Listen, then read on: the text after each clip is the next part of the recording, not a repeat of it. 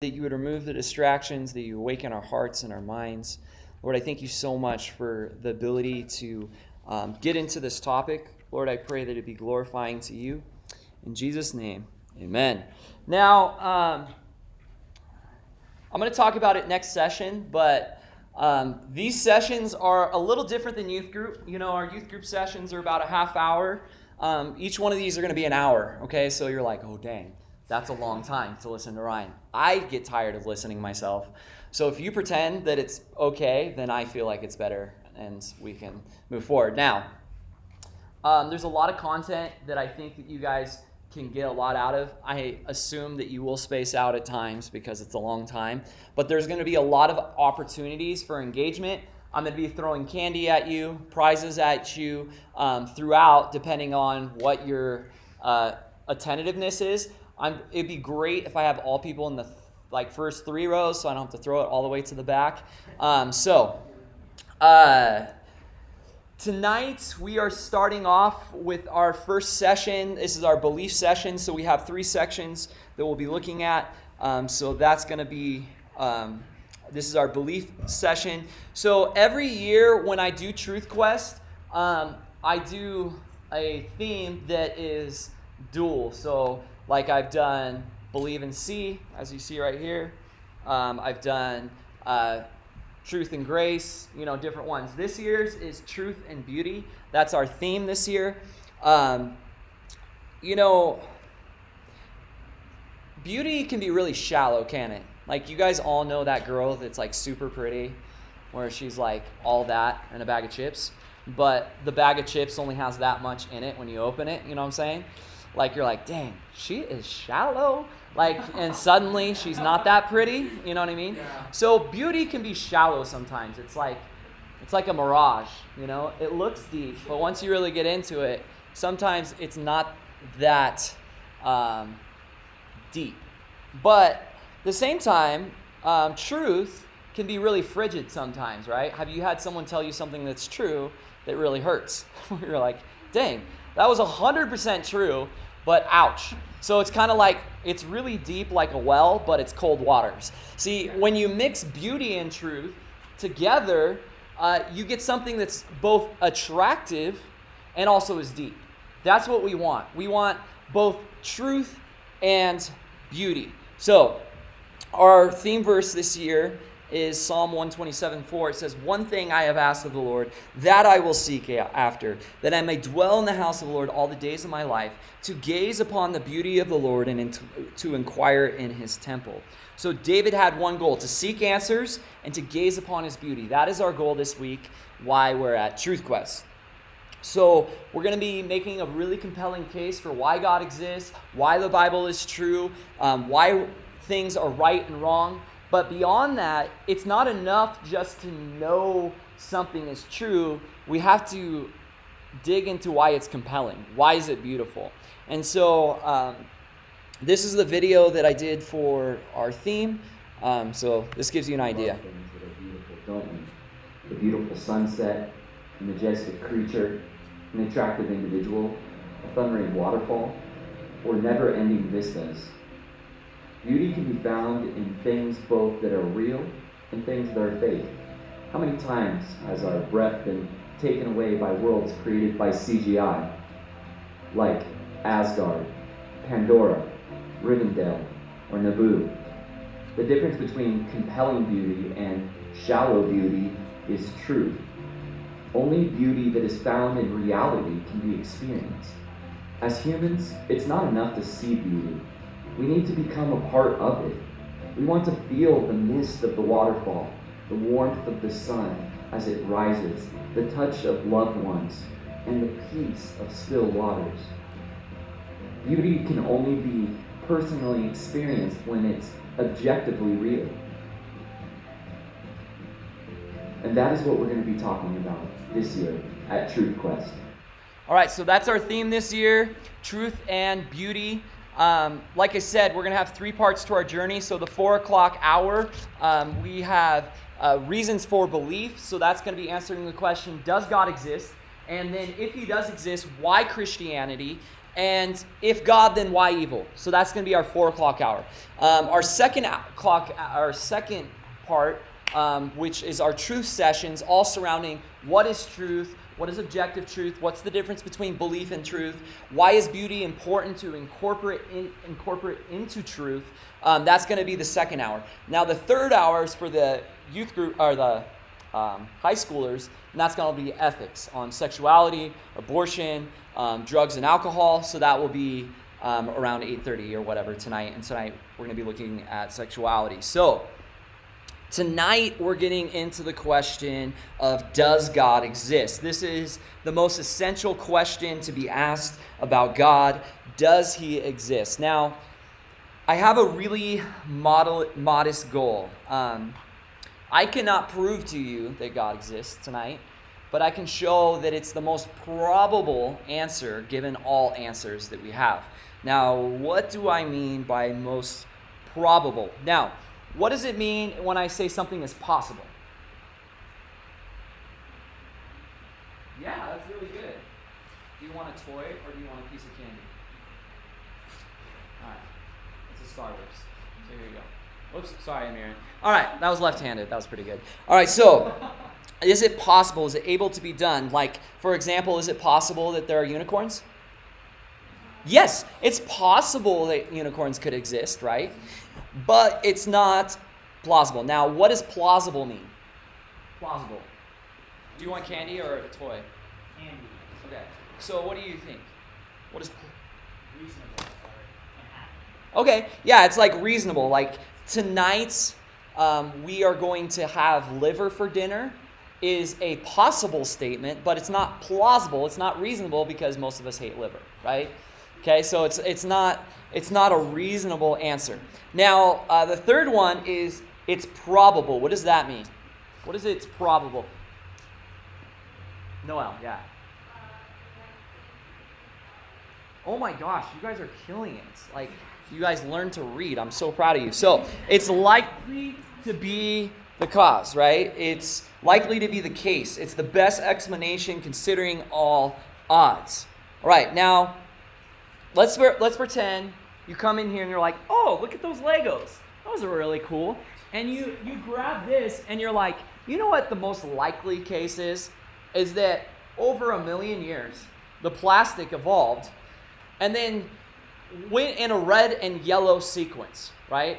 Now, if you walked in and you were like, oh, look it, there's Legos on the floor. The most likely case is that Legos somehow fell, like no order, no design whatsoever, right? If you go outside right now and you see a big water spot on the sidewalk and it's like, right? And it has like splat marks. You're not like, there must have been one drop from the sky that rained down and splatted on the ground, right? No, you're like, most likely somebody had a water balloon, right? Considering the evidence, considering the way the spot looks, considering it, all odds, most likely it is someone ordered it. Now, Bishop Wilson said this: Christianity does not confess to convince the perverse and headstrong, to bring irresistible evidence to the daring and profane, to vanquish the proud scorner, and afford evidences from which the careless and perverse cannot possibly escape. This might go to destroy man's responsibility. All that Christianity professes is to propose such evidence as may satisfy the meek, the tractable, the candidate, and the serious inquirer. What is he saying? That I cannot overcome your doubt if you are not genuine in seeking answers. Right? If you are not genuinely saying, does God exist? I will accept the most probable case. If you're saying, you have to prove it to me, I cannot do that. But I can show you that it is the most probable case considering all of the evidence. And so we'll look at the evidence in just a second. Timothy Keller said this: Christians do not claim that their faith gives them omniscience or absolute knowledge of reality. Only God has that. But they believe that Christian account of things, creation, fall, redemption, and restoration, makes the most sense in the world. That's all we're doing tonight, is that saying that Christianity, that the fact that God exists, makes the most sense. So, the next thing is, well, hasn't science disproved God's existence? I cannot believe in a God that is not tested by science. Well, this is greatly determined by what you consider to be evidence for the existence of God. Now, here's a box. Pretend this box is the universe, right? You don't want to open that Pandora. No, I'm just kidding. All right, so. Just kidding. There's nothing in there. All right, so this box is the universe. All right, now, having an example of a ball being God is probably not good, but a scientist who's a naturalist believes that there is no possibility that anything exists outside the box. The only creative probabilities of the box existing are inside the box, right? Now, as those who believe in God, we believe that God is outside the box, right? That there is something transcendent. It doesn't exist inside. It's not a part of it. It is separate from it. That is speaking to God's transcendence. See, the problem with science is, with naturalistic science at least, is they say, well, only the box can exist, only the universe can exist, there are no other answers outside of it. So they have this bias before they even get started. As Henry Moore said, that is, science is assumed to be not only rational and causal and unified, but also naturalistic, banning by definition even the possibility of a supernatural first cause of the rationality, causality, and the unity of the universe, which science deals. But such an assumption is purely arbitrary, even emotional, as Isaac Asimov has admitted, and was certainly not held by the great scientists of the past, nor is it indicated by any scientific data. Most of the evidence points to an intelligent designer, but they have to dismiss it. Why? Why do they have to dismiss the evidence?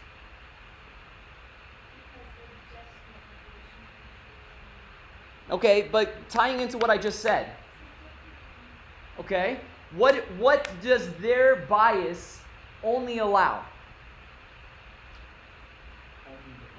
Only the box. Only physical things create other physical things. There can't be something supernatural transcendent outside of it. You get that? So they're limiting the possibility of why things exist.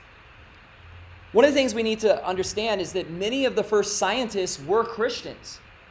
If you look in world history, where the Western culture has moved forward, where Christianity has gone before, that's where we find the fathers of science. Consider men such as Johann Kepler, Isaac Newton, Robert Boyle, Lord Kelvin, Louis Pasteur, Matthew Maury, Michael Faraday, Clerk Maxwell, John Ray, and many more. All believed in God. Abdu Murray said this: Edward Larson and Larry Whitten's 1996 survey revealed that 40% of the working scientists they surveyed believed in a God who answers prayer. It is closed-minded and unscientific to only believe in the material. We have all of our biases. I have a bias coming towards the evidence, don't I? Right? You have a bias. You have your preconceived ideas when you come and look at evidence. You go, okay, I believe that Legos stick together, and the only possibility is that the Legos did it themselves, right? And in the same way, we come to it with our biases. We can't deny that. But which one is a greater bias? What informs our worldview greater? Well, Greg Koukl said this in his book Tactics. The current bias of science arbitrarily eliminates certain answers before the game gets started. Many scientists and historians must come up with conclusions that leave the supernatural out of the picture because their philosophy demands it. A theist is not so encumbered. She believes in the laws of nature, but is also open to the possibility of supernatural invention. Both are consistent with her worldview. She can judge the evidence on its own merits, unhindered by a philosophy that automatically eliminates supernatural options before the evidence receives a hearing. Ironically, Christian's bias broadens her categories, making her more open-minded, not less. She has a greater chance of discovering the truth because she can follow the evidence wherever it leads. Does that make sense? So as those who believe in the supernatural, we have less of a bias because we said, you know what? I think it's possible that there's an answer outside the box. As a naturalist, you can say, this is the only answers we can find. I like what Charlie Campbell said. He said, Christians do not claim that their faith gives them omniscience or absolute knowledge of reality. Sorry, that's the wrong quote. I'm looking on the wrong page. For me, it is more reasonable to believe, based on the laws of logic as well as the observable scientific evidence, that God exists, rather than to believe what the atheist believes, that nothing times nobody equals everything we see in the universe. It's kind of silly when you think about that side of it. But we have to be careful. We have to realize that there is beauty in the existence of God and not just attack it from the truth side. Because as you will recognize, as if I just give you all the facts, you're like, oh, that's cool, God exists. But there's nothing compelling about it. I think that's why we need people who are rappers and singers and artists and videographers and all these arts to be able to tie the goodness of God and the existence of God into their art. Because it's only art that really draws people in, I think. I think the arts is what grabs people and says, this is interesting, this is beautiful. God's existence is a beautiful thing. So what evidence do we have that God exists? In Romans chapter 1, verse 20, it says, for since the creation of the world, now that's cool because that word world, it's universe or it's cosmos in the Greek. His invisible attributes are clearly seen, being understood by the things that are made, even his internal power and Godhead, so that now who are they talking about? They're talking about people who reject God are without excuse. Now, this is called general revelation, right? Now, if I showed you these pictures, would you say that those things were created by chance or created by somebody? Okay, raise your hand if you think they were created by somebody. Okay. All right, so she thought they were created by somebody. You thought they're created by somebody. All right, sweet. All right, now, so you look at that and you're like, yeah, did not happen by chance. There is some order to it. You just look at it. Look at that. You go, that took some serious engineering. That took some serious forethought. That took some serious cooperation.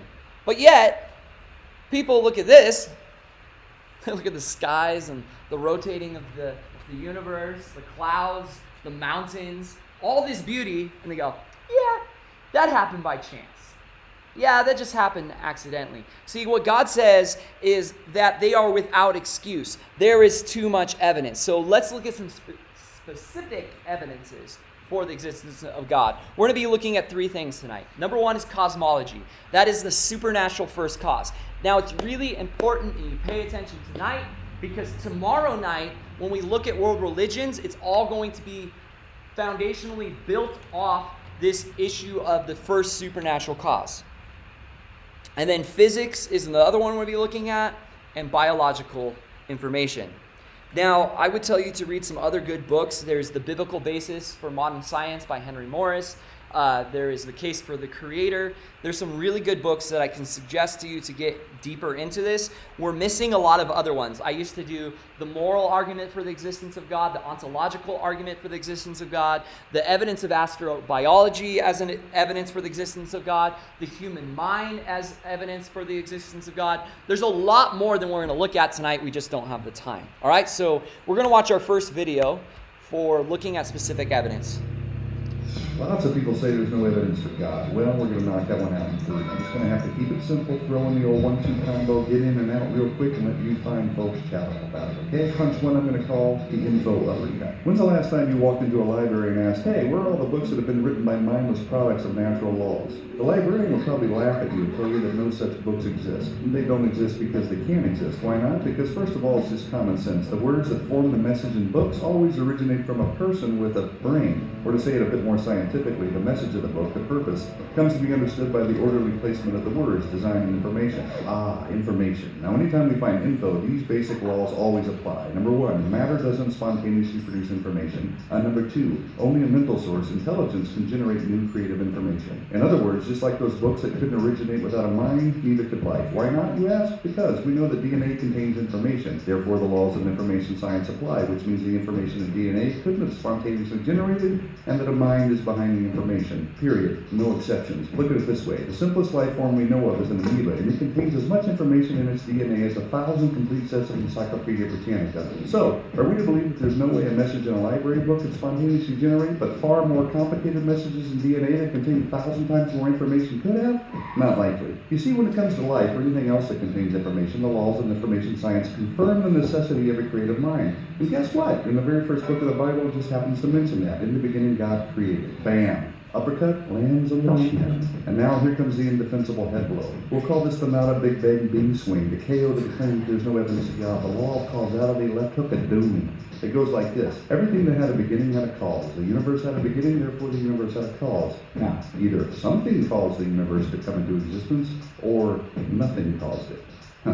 I might not be the smartest guy behind the telescope, but honest, practical, everyday thinking is going to lead me to the latter. You have to work pretty hard to conjure up a way that nothing did it. You see, it's pretty improbable, not impossible, to account for design, information, and cause if the universe just exploded from nothing. Smack! And while we're on the topic, where did the matter come from that exploded? Are we really to believe that there was nothing and then it exploded, and now the exploded nothing is something, and we just happen to be smart enough to discover and understand the very laws that prove the opposite? And if the general understanding of the law of cause and effect is true, how can matter come from a lesser cause like nothing?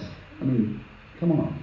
I don't have a bunch of letters after my name, but even a monkey knows that. And yeah, I snuck in a couple of extra jabs in there, so sue me. Now for some parting words from our sponsor, the Bible. It tells us in Romans 1:20 that since the creation of the world, God's invisible attributes are clearly seen, being understood by the things that are made, even his eternal power and Godhead, so they are without excuse. It also says that people actually know the truth, but they reject it, which explains why even though there's overwhelming evidence that there is a God, evidence won't convince the unwilling. Sad but true. So there you have it. With just a couple of meaningful blows, the claim that there is no evidence of God is down for the count, amigos. In other words, it's been debunked.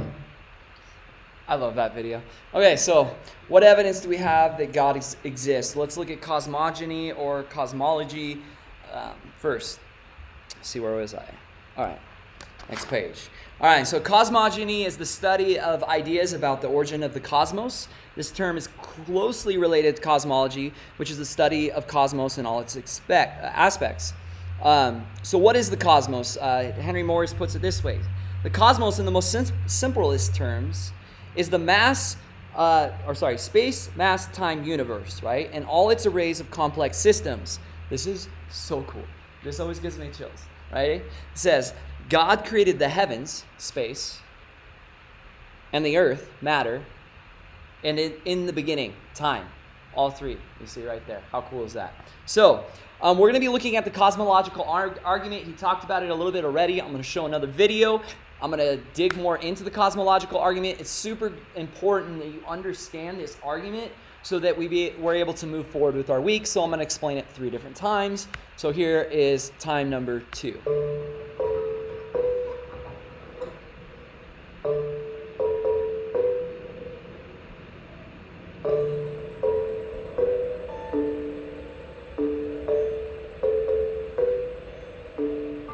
Does God exist? Or is the material universe all that is, or ever was, or ever will be? One approach to answering this question is the cosmological argument. It goes like this. Whatever begins to exist has a cause. The universe began to exist, therefore the universe has a cause. Is the first premise true? Let's consider. Believing that something can pop into existence without a cause is more of a stretch than believing in magic. At least with magic, you've got a hat and a magician. And if something can come into being from nothing, then why don't we see this happening all the time? No, everyday experience and scientific evidence confirm our first premise. If something begins to exist, it must have a cause. But what about our second premise? Did the universe begin, or has it always existed? Atheists have typically said that the universe has been here forever.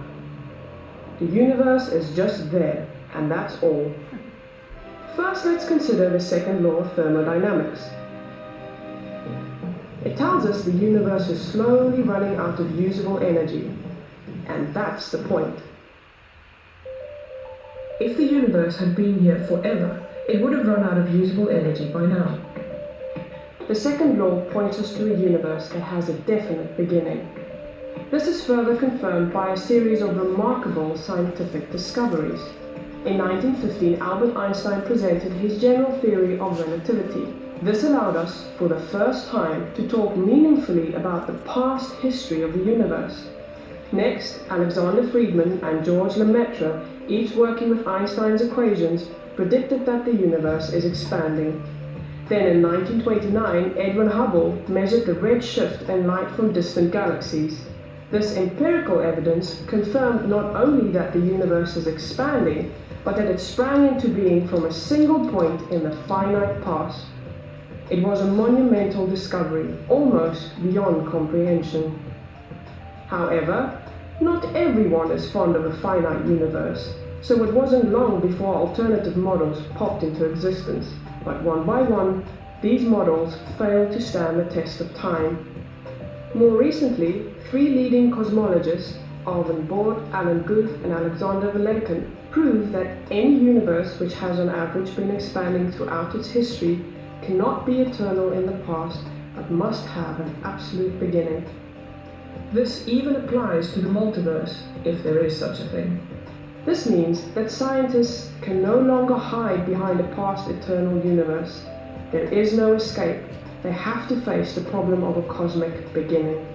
Any adequate model must have a beginning, just like the standard model. It's quite plausible then that both premises of the argument are true. This means that the conclusion is also true. The universe has a cause. And since the universe can't cause itself, its cause must be beyond the space-time universe.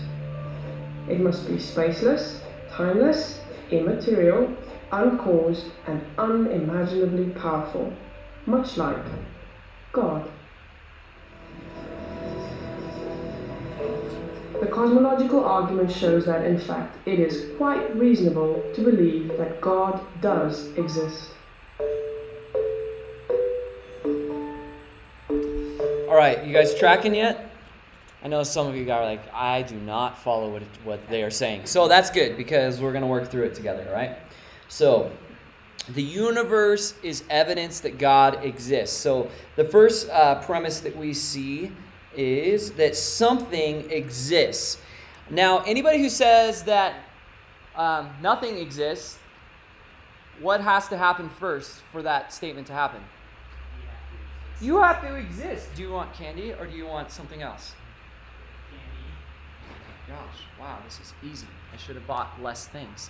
All right, so you have to exist to say that nothing exists. So can we all agree something exists?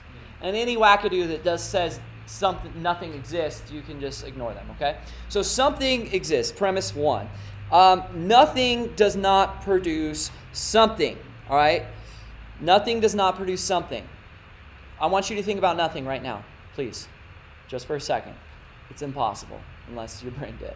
All right, so no thing in the Latin actually means exactly that. It's nothing, right? Nothing exists.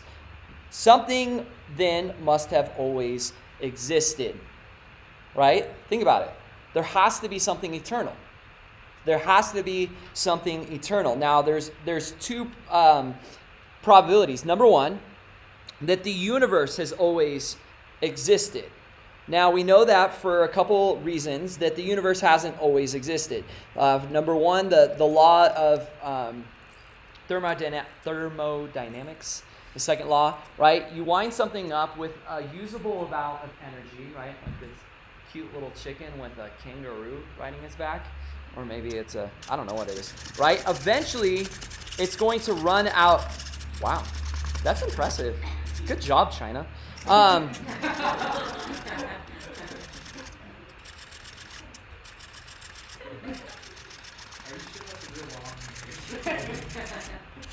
The law of thermodynamics. Okay, there we go. So eventually it runs out of energy. So we have a certain amount of energy. The world, the universe, it would run out of energy, right? They also talk about the law of singularity and others, but we're not going to dig into that, right? So we know the universe hasn't always existed, which, dang, this is crazy. This is a mind blower, all right?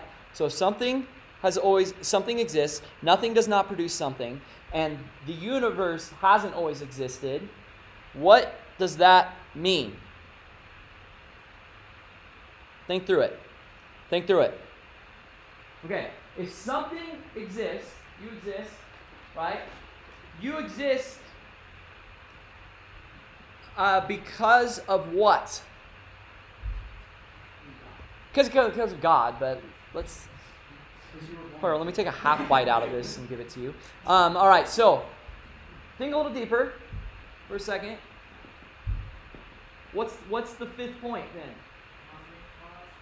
Okay, there's a cosmic cause, right? There has to be something outside of ourselves that created everything. That the fifth one is there must be an eternal power beyond the universe that created the universe and made it come into existence.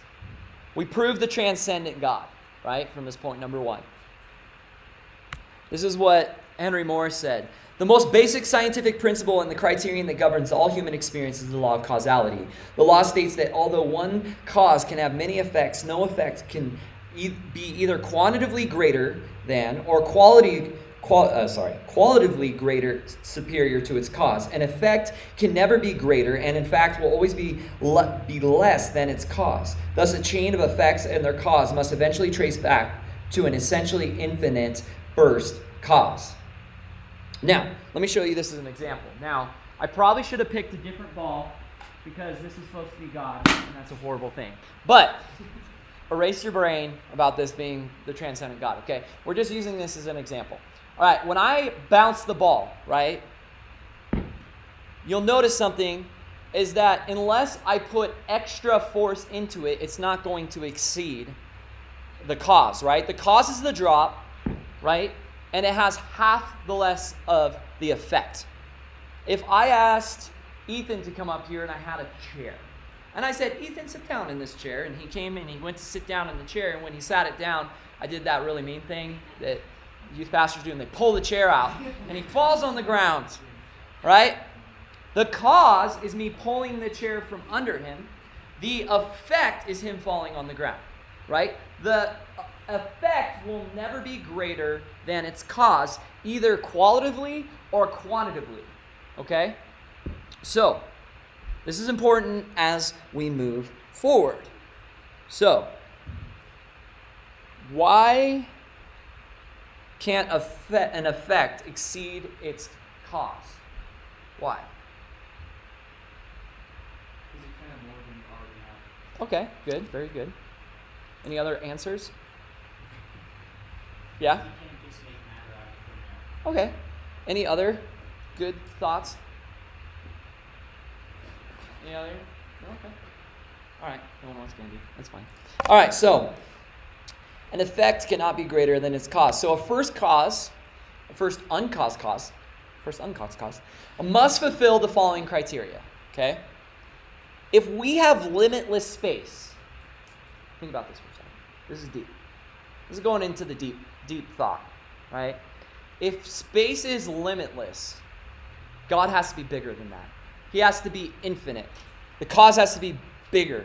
The first cause of endless time has to be eternal. It has to be outside of time. The cause of boundless energy also has to be eternal, outside of boundless energy. The first cause of infinite complexity must be omniscient. If the world is super, super complex, like we don't understand all of it, God has to be bigger than that. The first cause of love must be loving. The first cause of life must be what? So if you guys want candy, ask Matthew, because he's apparently the only one answering. All right, so let me show you how this works. So this is if you want to talk to your friends, all right? Now, the beard helps if you are a man to be more credible. So You ask the question, can we agree that something exists? And your skeptic friend says, yes. And then you say, can we agree that nothing does not produce something? Right? You ask them that. Now, at this point, they're going to go, oh, he's leading me, so I got to watch out. And they'll say, let me think about that. And you'll say, okay, this should be easy to realize. Nothing can't do anything. What is nothing? It's no thing. It cannot eat, breathe, think, move, or act. Nothing is nothing. Even David Hume conceded that it is an absurd proposition to suggest that things arise without a cause. You're writing this down for your future conversation. And then he says, yeah, I guess that makes sense, yes. And you say, if something exists and nothing does not produce something, then can we agree that something must have always existed? And then they're going to be like, oh no. Yeah. And then you say, something must have always existed to have brought into being the things that now exist. For as you just agreed, nothing can produce something. Nothing cannot produce something, sorry. Now, there are only two options as to what that something that has always existed might be. The universe or something outside the universe. Well, amazingly, today science have actually proven that the universe has not always existed. The motion of the galaxy, the second law of thermodynamics, the background radiation echo, all point to the fact that the universe began to exist. If the universe has not always existed, and something must have always existed, then something or someone outside of the universe must have always existed. I propose to you that the person is an intelligent, living, powerful being, i.e. God. Boom! Right? Sorry. Okay, so you're like, yes! I got it. Now, let's see if you can do it. Premise number one. Oh my gosh, you guys. Start throwing candy at your face. Wake up. Everyone stand up. Everyone stand up. Okay, everyone sit back down. All right, now. Premise number one. Point number one. I'm going to start calling on people. All right. Nolan, what's the first point?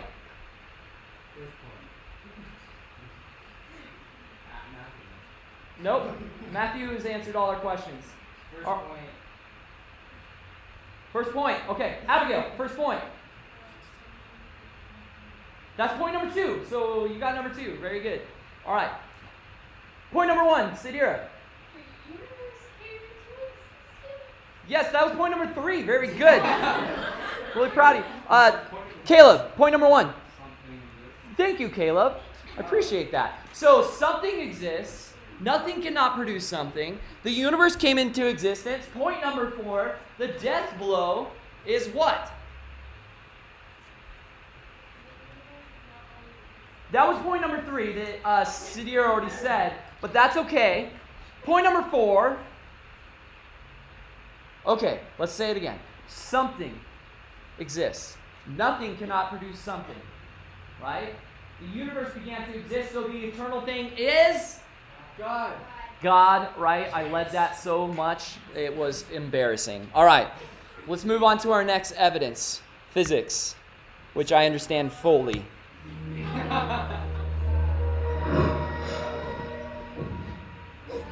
From galaxies and stars, down to atoms and subatomic particles, the very structure of our universe is determined by these numbers.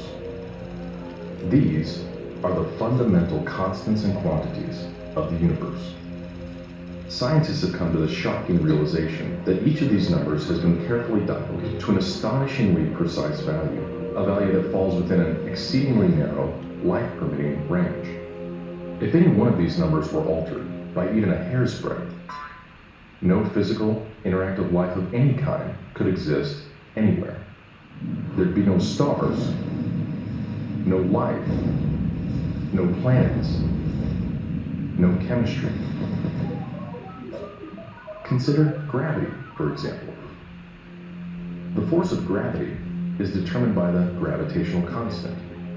If this constant varied by just 1 in 10 to the 60th parts, none of us would exist. To understand how exceedingly narrow this life-permitting range is, imagine a dial divided into 10 to the 60th increments. To get a handle on how many tiny points on the dial this is, compared to the number of cells in your body, or the number of seconds that have ticked by since time began.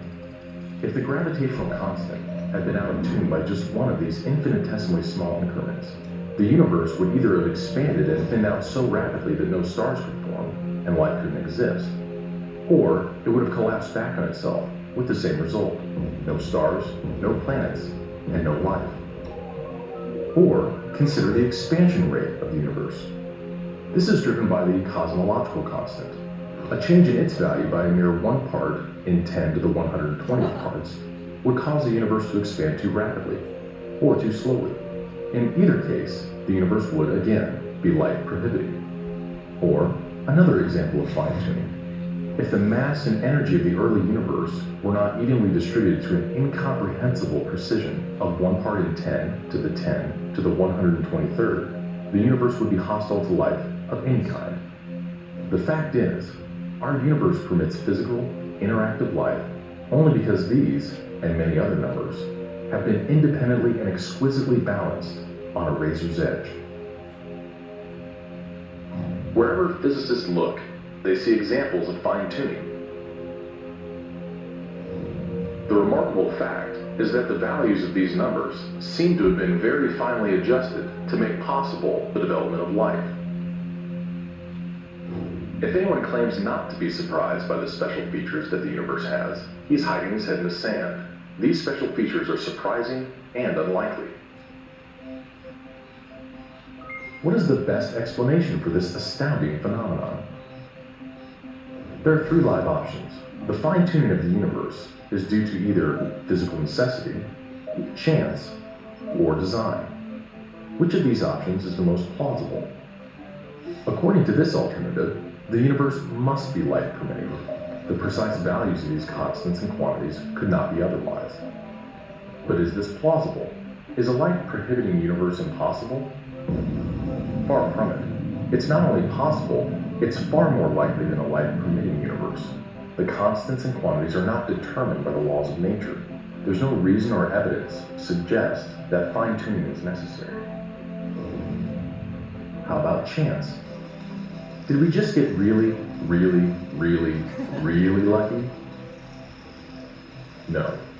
The probabilities involved are so ridiculously remote as to put the fine-tuning well beyond the reach of chance. So, in an effort to keep this option alive, some have gone beyond empirical science and opted for a more speculative approach, known as the multiverse. They imagine a universe generator that cranks out such a vast number of universes that, odds are, life-permitting universes will eventually pop out. However, there's no scientific evidence for the existence of this multiverse. It cannot be detected, observed, measured, or proved. And the universe generator itself would require an enormous amount of fine-tuning. Furthermore, small patches of order are far more probable than big ones. So the most probable observable universe would be a small one, inhabited by a single, simple observer. But what we actually observe is the very thing that we should least expect: a vast, spectacularly complex, highly ordered universe, inhabited by billions of other observers. So even if the multiverse existed, which is a moot point, it wouldn't do anything to explain the fine-tuning.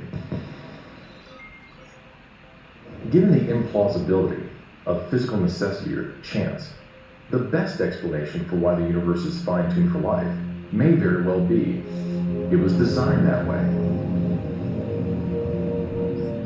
All right, you guys get that, right? So it has all these factors that need to be met, and there's a great documentary called The Privileged Planet. You can write down, look up on YouTube.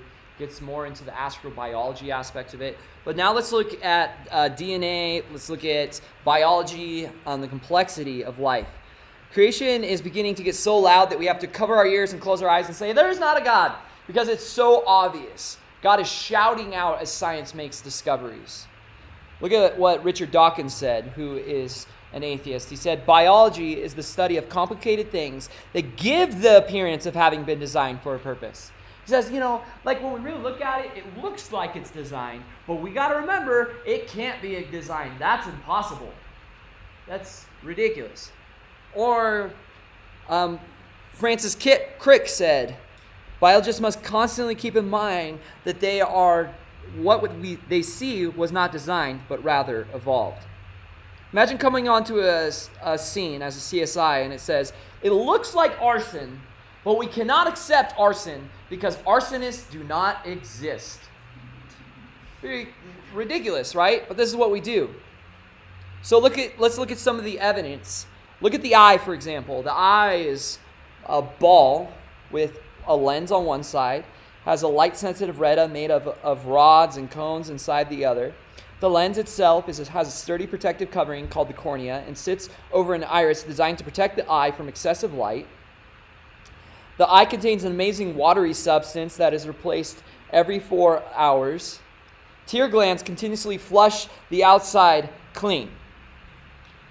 Tears bring oxygen to the cornea, carrying chemicals that kill bacteria and proteins to coat the eyes, wash the eyes, and move debris toward the lower drain or lacrimal duct.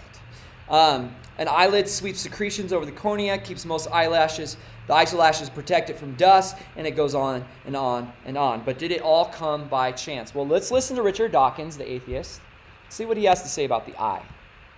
Animals have evolved extraordinary adaptations to fit their environment, but they're not perfect. Designers can go back to the drawing board. Evolution is condemned to modify what's already there. So nature is full of compromises and imperfections. Creationists also ask how something so apparently perfect as the eye just sprang into existence. Well, it didn't. The basic chemistry that makes up a light-sensitive cell is shared right across the animal kingdom, and natural selection has seized on this time and time again. Science has uncovered species at every stage in the evolution of the eye. It is a cumulative process, And each step of the way is more useful than the one before. The eye has evolved independently at least 40 different times around the animal kingdom, and it has evolved gradually, improvement on improvement. And yet, No sensible person would have ever left the body the way it is. Well, that's pretty tough. The most dramatic is the human eye. You know, it's held up as this example of perfection in the body. It's not perfect at all.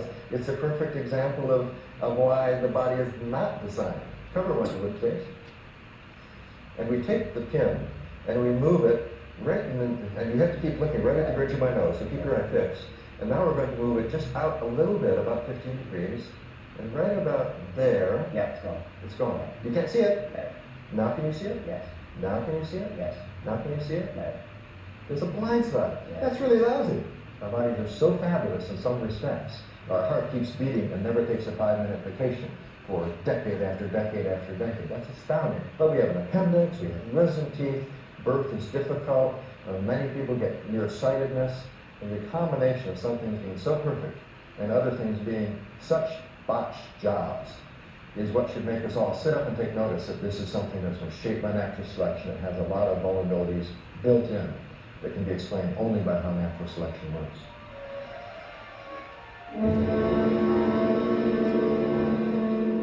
so our botched, compromised bodies are themselves evidence of evolution. They're shot through with history. Evolution is a fact. It's documented by science to the same degree Napoleon is by history. Some things are just true. They're not a matter of choice or opinion. But you'd never guess that in the place where this matters more than anywhere, in our schools, where the teaching of evolution has become a hugely sensitive issue for science teachers. All right. Do you notice some of the things he said? Some things are just true, whether you like it or not. Evolution is a fact. It is no more, less of a fact than Napoleon Bonaparte. Now, objections from you guys. What do you think? What are some thoughts you saw in that video that would make you object? Go ahead, Joshua. Okay. But that doesn't give us an objection at all. What else? Where's the proof? Okay, where's the proof? All right, what else?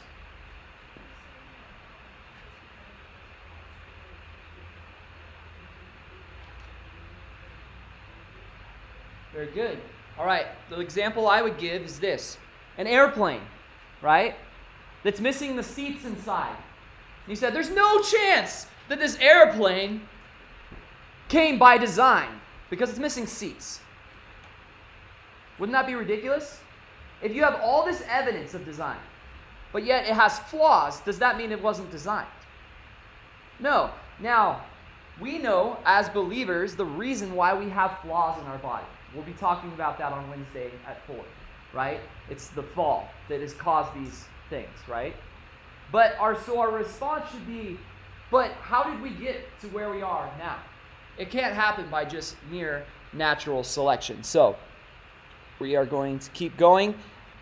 And Charles Darwin said this: to suppose that the eye with its inimitable, matchless contrivances or plans for adjusting the focus to different distances, for emitting different amounts of light, and for the correction of spherical and chromatic aberration could be formed by natural selection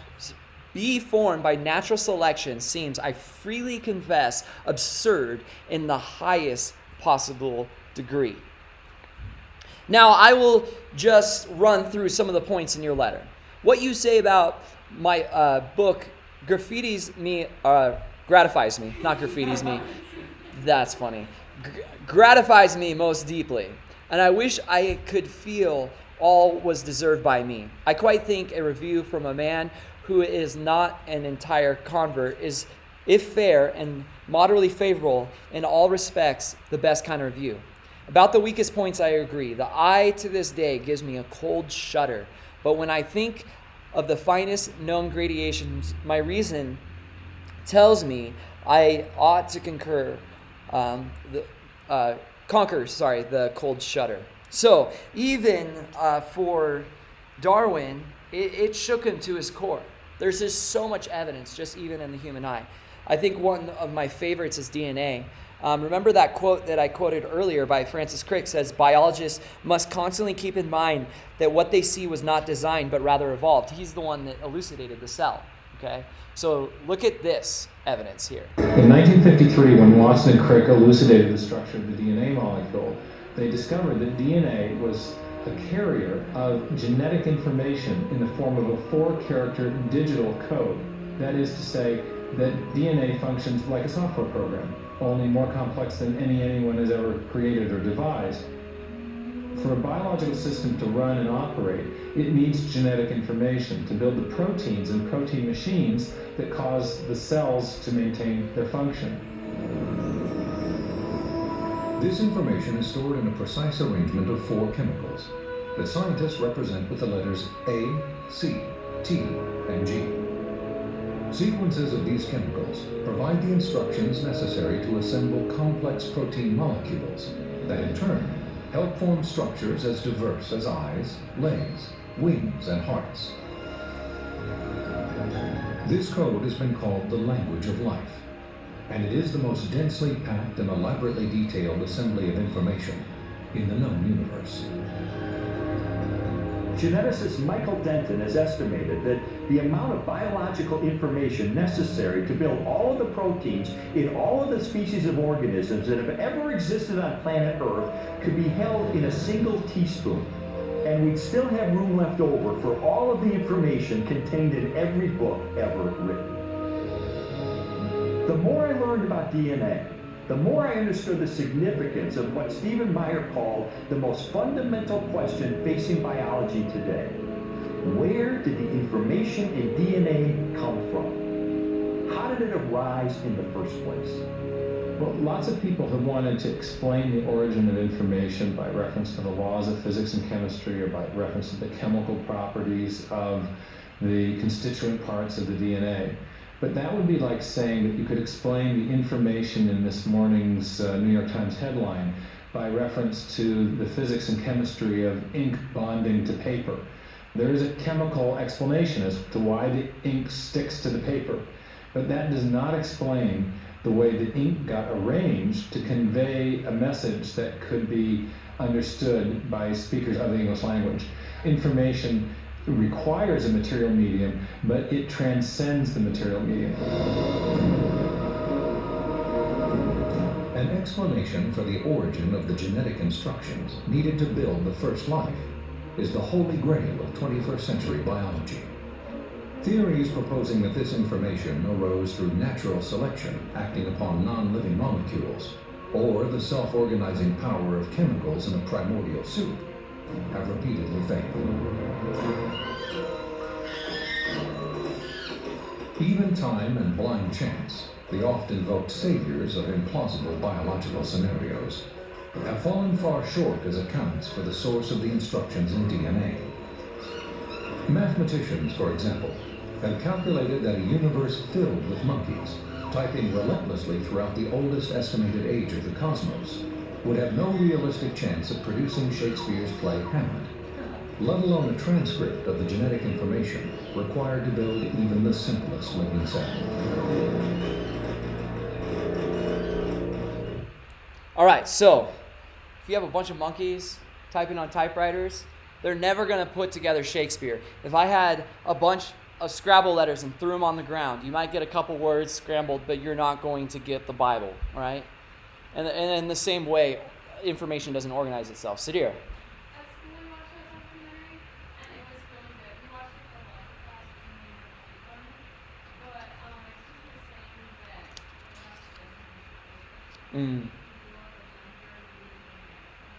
Yeah, that's good. There's a book that's called that. I think it's called Tornado in a Junkyard. It's pretty good. It talks about that point. If we consider the heart, for example, it's a muscle about the size of your fist. Actually, look at your fist like this. That's your heart size. All right, and contracts and forces blood through 60,000 miles of veins. 60,000 miles of veins, arteries and capillaries in your body. Every hour it pumps about 75 gallons of blood, totaling more than 50,000 gallons every month. Good question to ask those who do not believe in God, to ask the atheists, is which will evolve first, the heart, the veins, or the blood? They all have to be there simultaneously to survive. They all need each other. God created in a very incredible way.